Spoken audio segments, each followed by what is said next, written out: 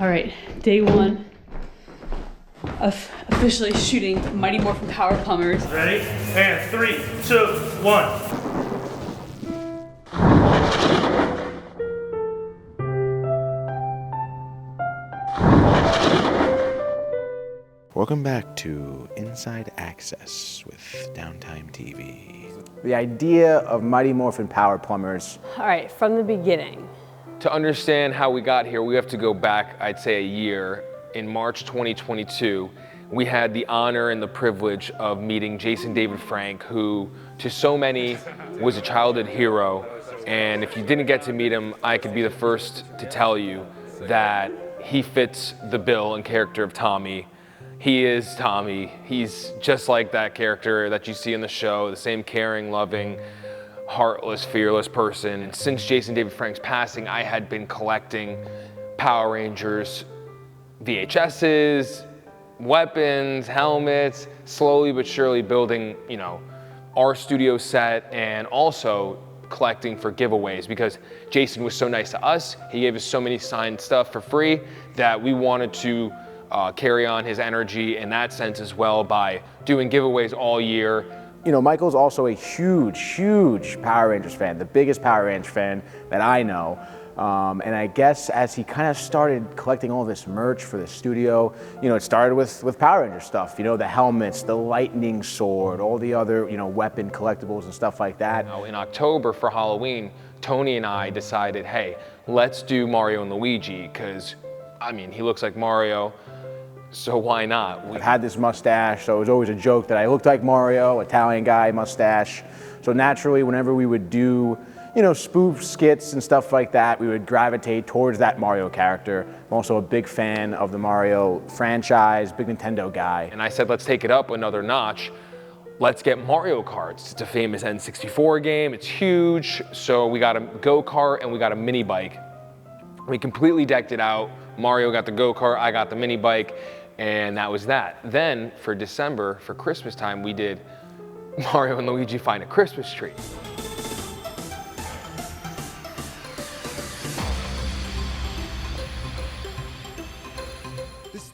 We found it! What is that noise? It's never been done before where there's been a Super Mario and Power Ranger crossover. So that kind of idea came about. There was a script circling around, but nothing was really coming of it at first. It was kind of like, all right, yeah, it's a great idea. We were super busy, and then we find out that within the same month, there's the 30th anniversary Mighty Morphin Power Rangers episode coming out on Netflix, as well as the Super Mario Bros. Movie releasing in theaters. And we kind of, struck while the iron was hot. And I thought to myself, how can we honor Jason, Super Mario Bros., Power Rangers? It's right there in front of our faces. It's red, green, it's Mario, it's Luigi, it's Zordon, it's Alpha 5, and it's Lord Zedd. When I first saw the costume, my immediate thoughts were, is my ass gonna fit in that thing? When we thought of the idea of combining the two, it was more so, how are we gonna get the costumes? How are we gonna do this? If you go look up the Red Ranger, Green Ranger helmet, they're pretty pricey, Lord Zedd, the whole shebang.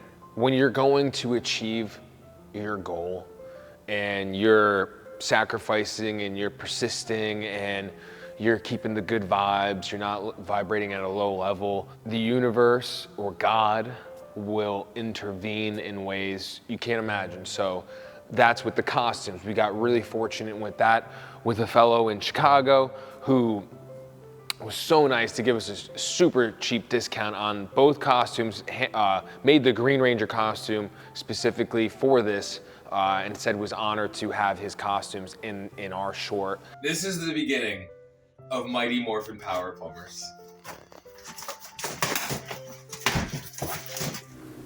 The Red Ranger outfit for Mario in Mighty Morphin Power Plumbers. Perfect. Tony's easily gonna fit in this.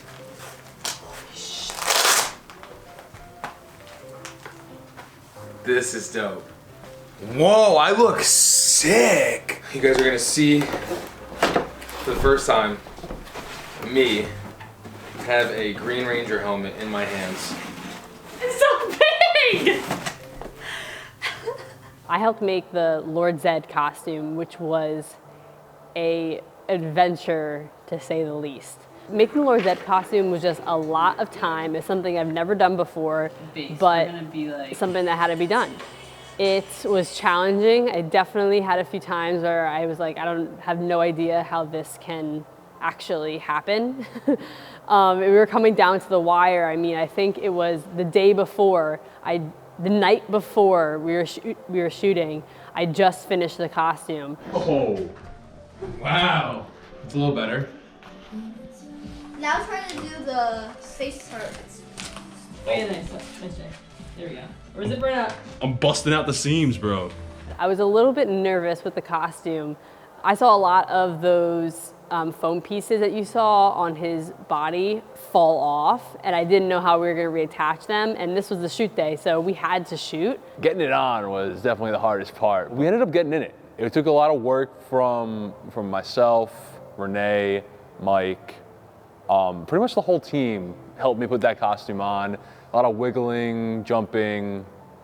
I got it on though. Just like seeing the transformation of just the costume and putting in the final touches really made it for me. It was just like kind of like brought it all together, and like I couldn't believe, I didn't even recognize myself when I was looking at at the B-roll footage. I really liked the bits and bobs, the accessories that were put on, because I feel like those were the parts of the costume that were literally holding it all together. For Lord Zedd specifically, Renee really hit the ground running with that, really tackled it and made that costume. I mean, I did the neck and I got the helmet, but she designed it. She knew what to get. She knew everything. She had it all laid out and she put it together and created what you see as Lord Zedd. Never been anything this tight before. The Red Ranger costume itself was definitely a little bit of a surprise. We first put it on during really day one of shooting, actually, where it was like this really, tight, for really lack of any other better word here. And it was a little, worrisome. I was worried I was too big for the costume. I was worried how, certain parts of my body would look in the costume. So it was definitely a little bit of a kind of rolling with the punches here, but everything fit well. It felt good. It was cool. Fitting onto those boots, getting the gloves on, that was really like when you felt like secure and powerful. The helmet was cool. Again, some limited experience with the helmets, just putting them on in the studio, messing around, never having it on for an extended period of time, let alone doing, martial art moves in the helmet. So the visor's getting foggy, you're sweating in there, you can't breathe, you got the face mask on underneath it too. Definitely posed some challenges for sure to overcome, but hey, you're dressed as the Red Ranger, you're dressed as Mario, who is dressed as the Red Ranger, so it's like, how can you not really just sit there and enjoy yourself no matter what's going on? If I was to describe the entire shooting experience for Mighty Morphin Power Plumbers, would be like powerhouse. You love it? Keep on going, nice.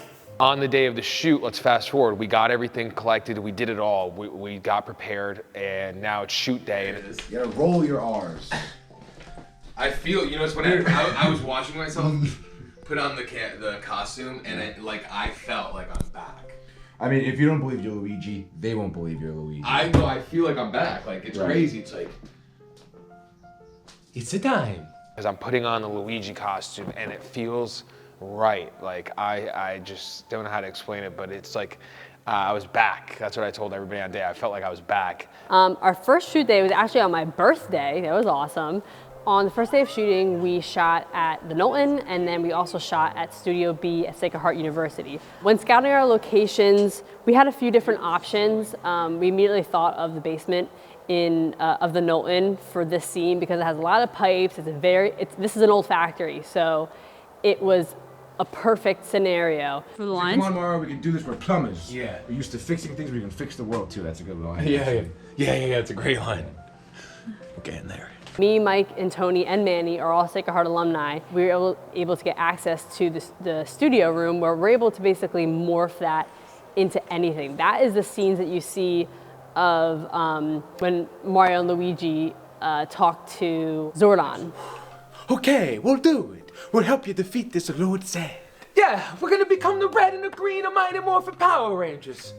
Zordon smiles. That's also the scenes you see when they're morphing on the big Let's green go. screen. It's a morphin' time. Tyrannosaurus. It's me, Luigi. It's 7:05 in the morning.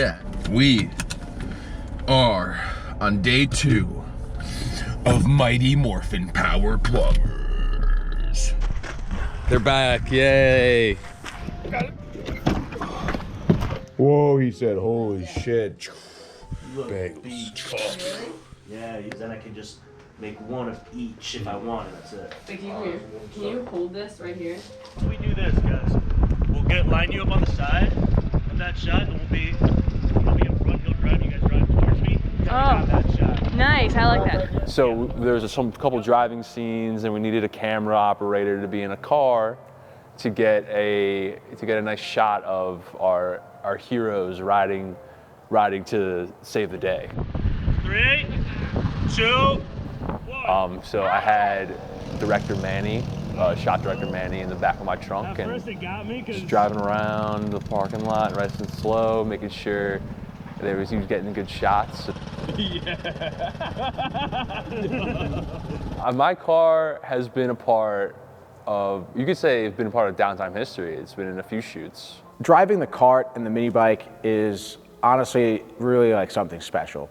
And the people see me driving it dressed as Mario, and their faces light up. They're like, you know, it's in the middle of their afternoon, they're on their lunch break or whatever they're doing, they see a guy dressed as Mario driving a Mario kart, you know, they can't help but laugh. They stop, they honk, they wave. We actually shot our drone scenes in Bridgeport as well, which was very interesting. You have to man traffic. There's cars coming down the road. There's people stopping. I mean, you see Mario and Luigi or Green Ranger or Red Ranger on a motor cart streaming down the middle of the road on a Saturday morning.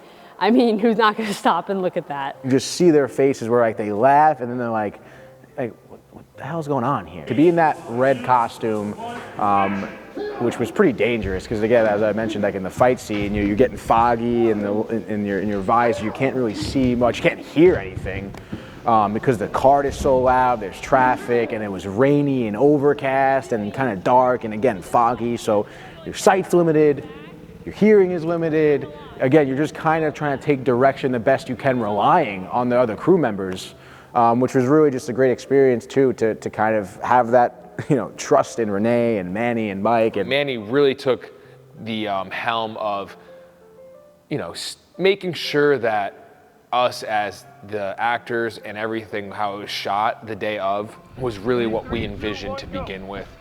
He's got an extensive background in filmmaking and just loving movies in general. So, you know, working as an actor on this set was, you know, pretty inclusive in terms of working with, you know, other crew members, specifically the director, you know, specifically on the fight scene with Manny.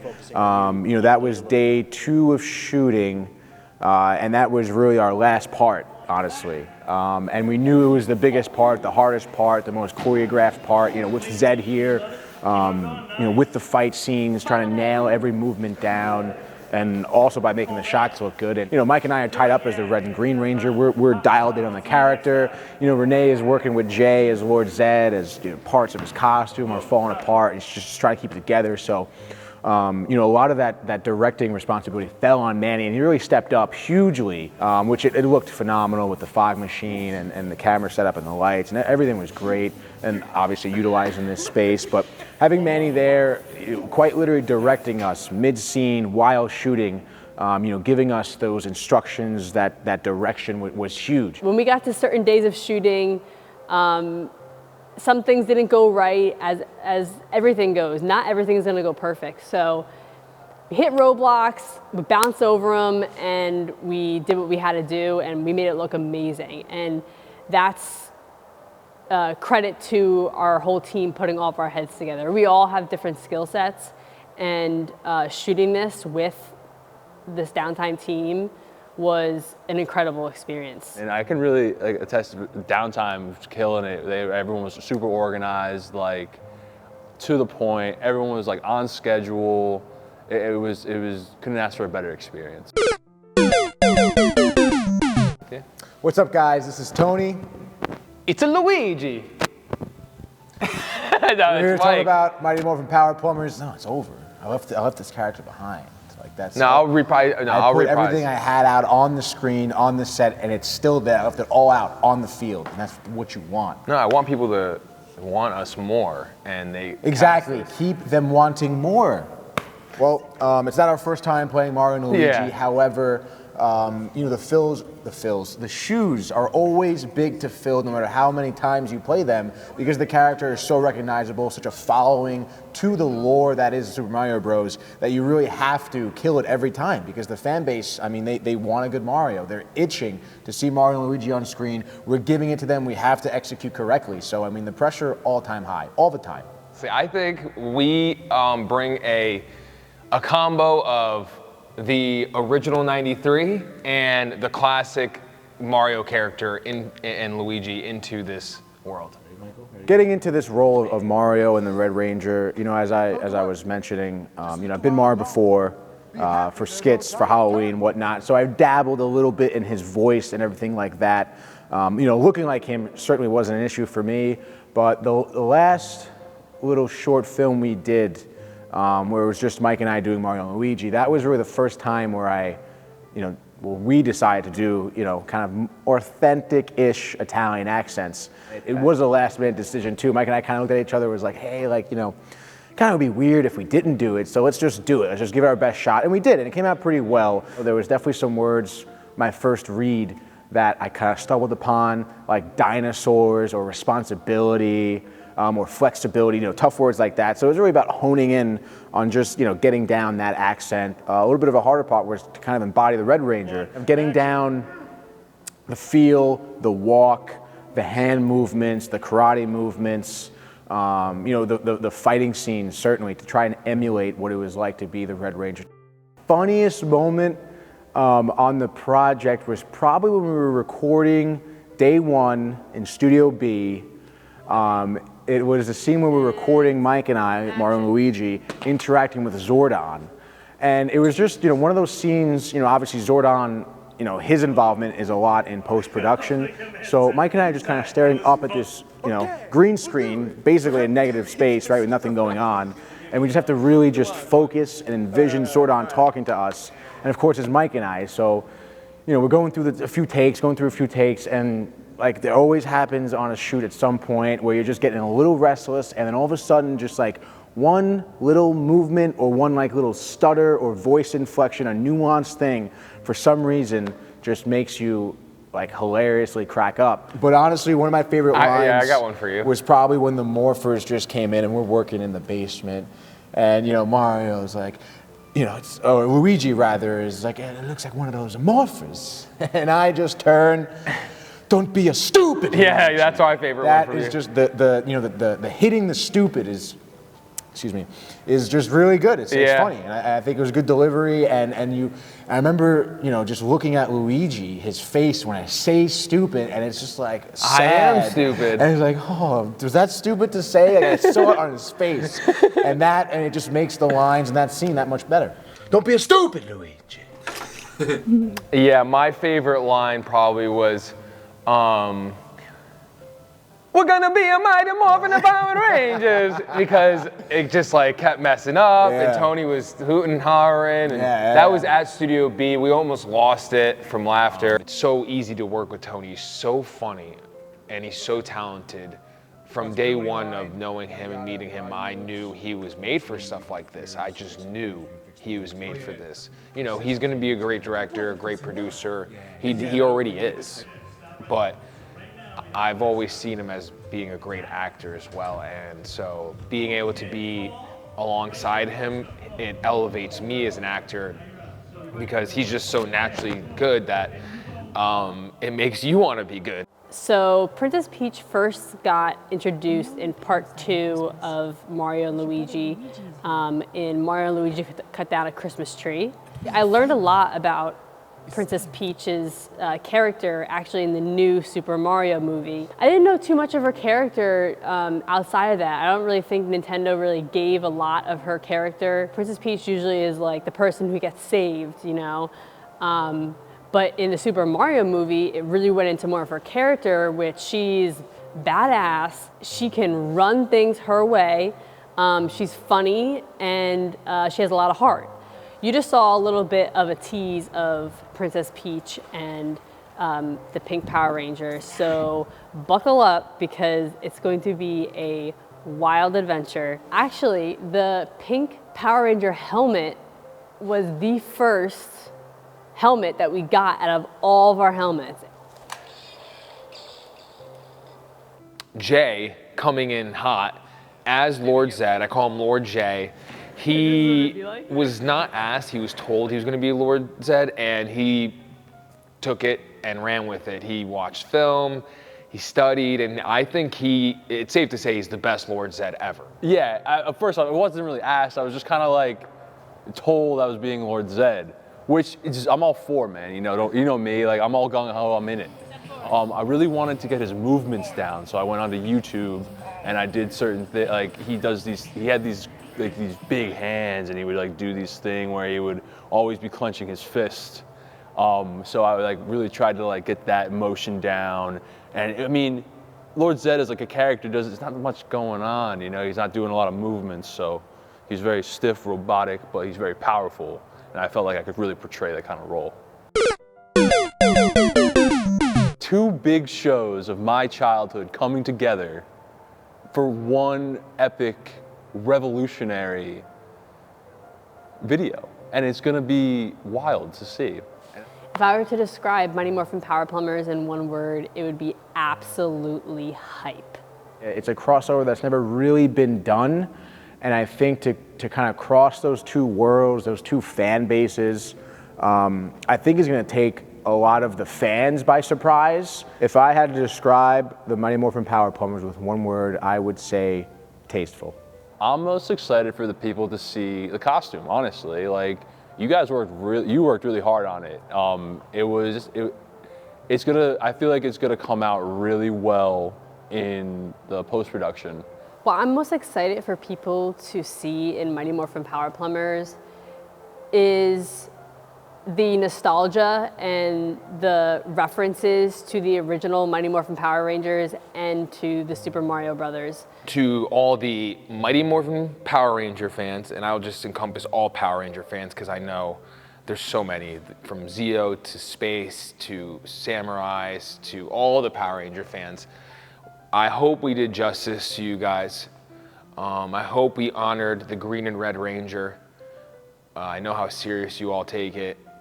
We took it seriously. And for the Mario and Luigi fans, especially after watching and seeing all the reviews about Chris Pratt and Charlie Day, I hope that when big time production companies want to reach out to us to make Tony and I the legit Mario and Luigi's for live actions, we hope it's because of you guys pushing us out there and letting them know, hey, these are the Mario and Luigi brothers you need for a feature film.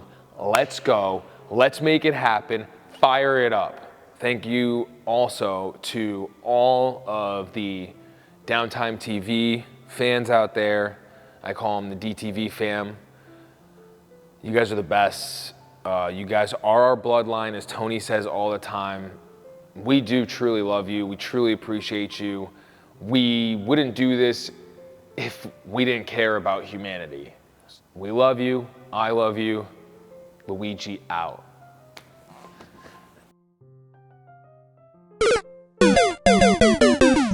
If I were to describe Downtime in one word, I would have to say family, you know?